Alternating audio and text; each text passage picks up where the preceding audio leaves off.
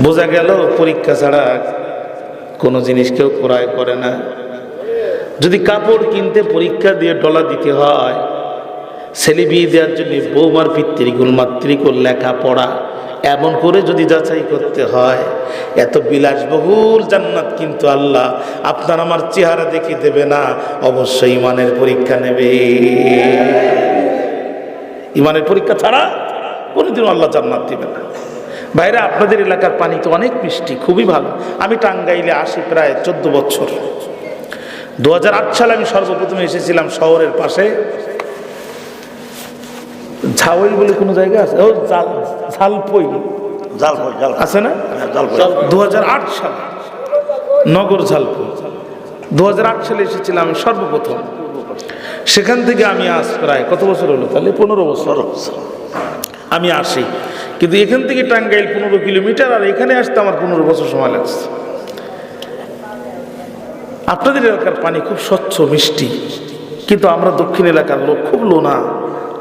আমাদের এলাকায় শুধু মাছের চাষ, লবণাত্মক পানি খাওয়া যায় না।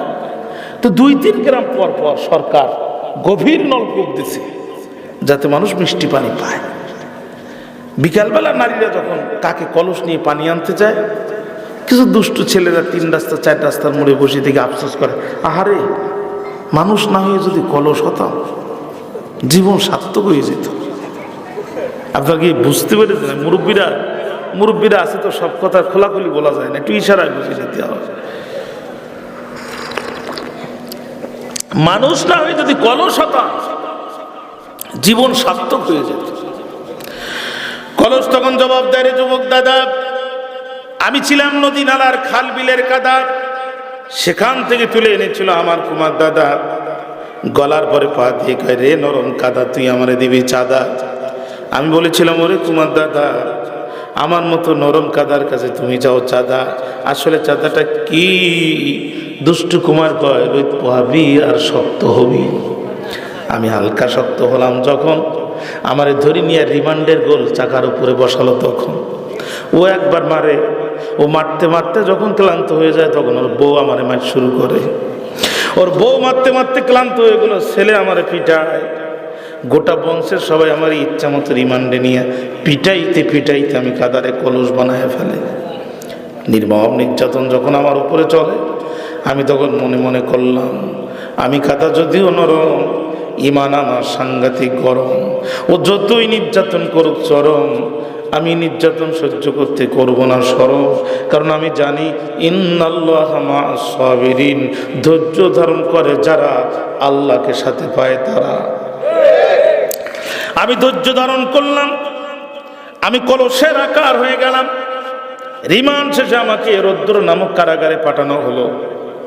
দেখলাম আমার মতো বহু কলস ভাই সেখানে আছে, কিন্তু কারাগারের নির্যাতন সহ্য করতে না পেরে ধৈর্য হারা হয়ে কোনো কলস ভাই সামনের দিকে ঝুঁকি পড়েছে সিজদায়, কেউ বা মির্গি রোগের মতো পিছন দিকে চলে গেছে, কারোর বা স্ট্রোকের মতো ডাইন কাত চাইতে চলে গেছে।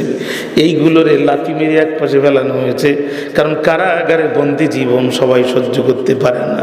ইমানদার যারা কারাগারের বন্দি জীবন হাসি মুখে মেরে নিয়ে মৃত্যুকে আলিঙ্গন করে, আর মুনাফিক যারা 2 দিন কারাগারে থাকার পরে 3 দিনে বাতিলের সাথে হাত মিলায় আপোষ করে। আমি ইমানের সাথে কারাগারে থাকলাম, আমি শক্ত হয়ে গেলাম। আমি যতই হলাম শক্ত, দুষ্ট কুমার আমার হয়ে গেল ভক্ত, কারণ ওরা শক্তের ভক্ত, নরমের জম। আমি শক্ত হওয়ার পরে আমার আর নির্যাতন করে না। আমার কানটা ধরে অন্ধকার ঘরের মধ্যে নিয়ে গেল। বুঝতেছেন তো আমার কথা? বুঝতেছেন? আমার কানটা ধরে অন্ধকার ঘরের মধ্যে ফেলে দিল। ভয়াতরাম আমার কাছে উঠে গেল। চিন্তা করলাম, এতক্ষণ অত্যাচার নির্যাতন যা হচ্ছিল মানুষের সামনে হচ্ছিল, এই অন্ধকার ঘরে আবার কি করে তার ঠিক নাই। লক্ষ্য করে দেখলাম হতাশ হওয়ার কোনো কারণ নাই।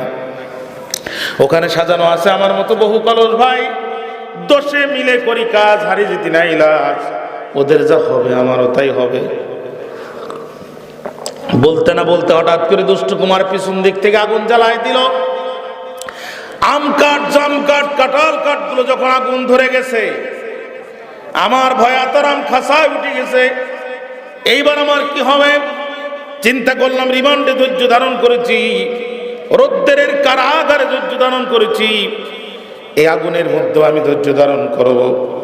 আমি ধৈর্য ধারণ করে আগুনে পড়লাম, শহীদ হয়ে গেলাম। 3 দিন পর দুষ্ট কুমার ঘরটা ওপেন করে দেখে কোনো কলসের দাঁত নাই, কারো চোখ নাই, কারো পিঠ নেই, একজনের মাথা আর একজনের নাকের উপরে গেছে। কিন্তু আমি ধৈর্য ধারণ করেছিলাম বেশি, এই জন্যে আমাকে দেখে দুষ্ট কুমার হয়েছিল বড় খুশি। আমার রংটা হয়েছিল টুকটুকে লাল। দুষ্ট কুমার আমার এই কান ধরে উঁচু করে টক্কা দেয় আর বলে, এইটাই অরিজিনাল মাল। কথা বলেন। আল্লাহ দিনের জন্য যারা জুলুম আর নির্যাতন সহ্য করবে বেশি, আল্লাহর কাছে তাদের মর্যাদাও বেশি। এইবার কুমার আমারে বাজারে নিয়ে গেল, কিন্তু কুমার আমার আর নির্যাতন করে না, কারণ আগে ছিল আমার ইহকাল, এখন আমার পরকাল। কুমার আমারে বাজারে নিয়ে গেল, লোকজন ডাক দিয়ে বলেন, কুমার দাম কত? কয় 100 টাকা। কয় একটু কম হবে না? কয় অরিজিনাল জিনিসের দাম কোনদিন কম হয় না। যারা মহসিন মোমেন, ফার্স্ট ক্লাস মোমেন, কবরে হাসরে বিচারে বলছে রাতে কোনো জায়গায় তাদের মর্যাদা কম হবে না। আজ মুদারাজাতান ইনদাল্লাহ, আল্লাহর কাছে তাদের মর্যাদা সবচেয়ে বেশি। জোরে কোন আল্লাহু আকবার। একজন আমার 100 টাকা দিয়ে কিনল, কিন্তু দুষ্টু কুমারের মতো নির্যাতন করে না। অতি সযত্নে লোকটি আমার বাড়িতে নিয়ে আসলো।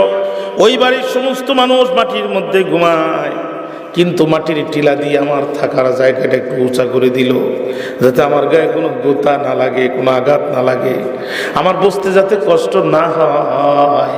এই জন্যে সাইকেলের টায়ারটু খুলে আমার পাশার নিচে সোফা সেটের ব্যবস্থা করে দিল। শুধু তাই না, ওর একটা সুন্দরী বউ আছে।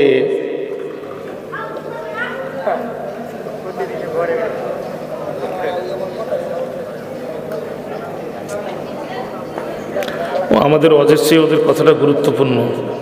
ওদের কথাটা আগে শেষ হোক না, দাঁড়ান, আমাদের ওয়াজের চেয়ে ওদের কথা গুরুত্বপূর্ণ। কথাটা আগে শেষ হোক, এরপরে আমরা কথা শুরু করি।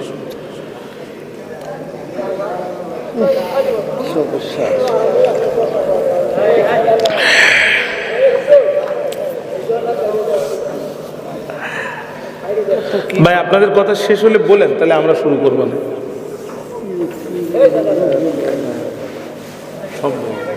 এইগুলো মূল্য সোজা হবে না, এগুলো ডেড এক্সপায়ার মাল। আল্লাহ মাফ করুক।